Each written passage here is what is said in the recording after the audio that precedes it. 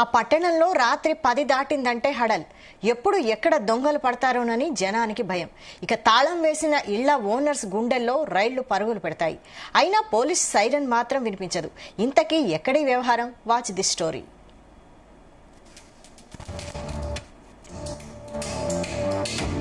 నర్సాపూర్ మెదక్ జిల్లాలోని ప్రధాన అసెంబ్లీ నియోజకవర్గ కేంద్రంతో పాటు డివిజన్ కేంద్రమైన నర్సాపూర్ పట్టణంలో సుమారు 25,000 జనాభా ఉంటుంది. పట్టణం రోజుకు విస్తరిస్తుండటంతో పాటు వ్యాపార పరంగా కూడా అభివృద్ధి చెందుతోంది. ఉత్తరాది రాష్ట్రాల నుంచి కార్మికులు పనుల కోసం వస్తుండటంతో ఇక్కడకు ఎవరు వస్తున్నారో ఎవరు వెళ్తున్నారో కూడా తెలియని పరిస్థితి. ఇదే అదునుగా చోరీలు పెరిగిపోతున్నాయి.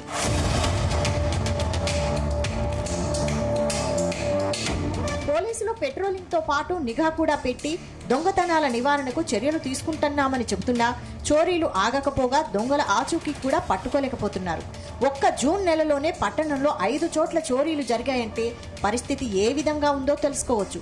జూన్ 1న నర్సాపూర్ సమీకృత మార్కెట్ వద్ద పార్క్ చేసిన ట్రాక్టర్ ఇంజన్ చోరీకి గురికాగా, జూన్ 2న ఆర్టీసీ బస్సులో నర్సాపూర్ నుంచి బోయినపల్లి వెళ్తున్న ఓ మహిళ బ్యాగ్ లో ఉన్న 5 తులాల బంగారు నగలు అపహరణకు గురయ్యాయి. జూన్ 20న పోలీస్ స్టేషన్ కు అతి సమీపంలో ఉండే నల్లపోచమ్మ ఆలయంలో చొరబడి అమ్మవారి ముక్కుపుడక అపహరించారు.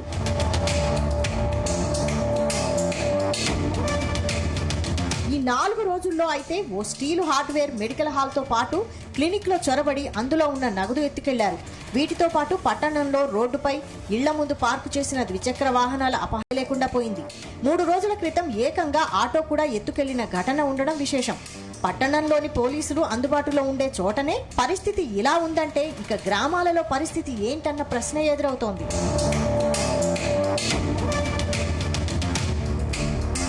సీసీ కెమెరాలు పెద్ద ఎత్తున ఏర్పాటు చేసినా కూడా చోరీలకు పాల్పడేవారు వాటి నుంచి తప్పించుకోవడానికి ముఖాలకు ముసుగు ధరించి మరీ చోరీలకు పాల్పడుతూ వారిని గుర్తుపట్టకుండా జాగ్రత్తలు తీసుకుంటుండటంతో పోలీసులకు కూడా దొంగలను గుర్తించడం పెద్ద కష్టంగా మారింది.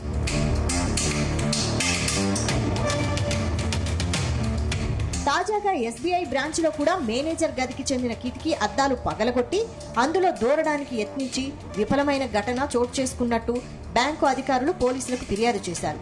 వరుస చోరీలతో పట్టణ వాసులను ఆందోళనకు గురి చేస్తున్న వారి ఆగడాలను కట్టడి చేసి వారిని పట్టుకుని తగు చర్యలు తీసుకోవాలని స్థానికులు కోరుతున్నారు.